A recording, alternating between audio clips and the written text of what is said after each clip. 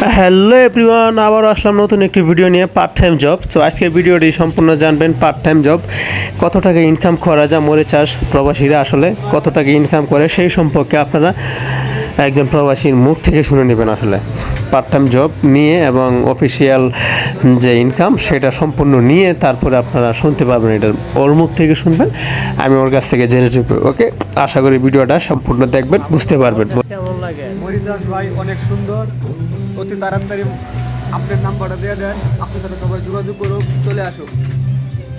আপনার নাম্বারটা। কত বছর ধরে আইসো মরিচ চাষ? আমি মরিচাষ 4 বছর। 4 বছর।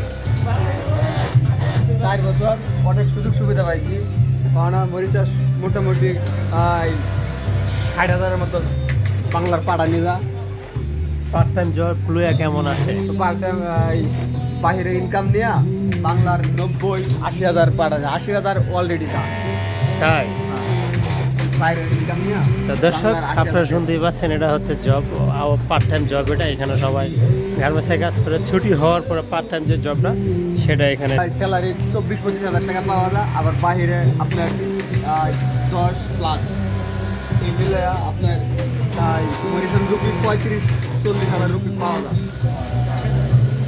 Very good, very good. So দর্শক, আশা করি আপনারা শুনতে পেরেছেন, বুঝতে পেরেছেন আসলে মূল স্যালারি কেমন আসে। আশা করি ভিডিওটা ভালো লাগলে সাবস্ক্রাইব করে পাশে থাকবেন পরবর্তী নতুন ভিডিও পেতে। আল্লাহ হাফেজ। যে যেখান থেকেই দেখছেন কমেন্ট করে জানিয়ে দিবেন।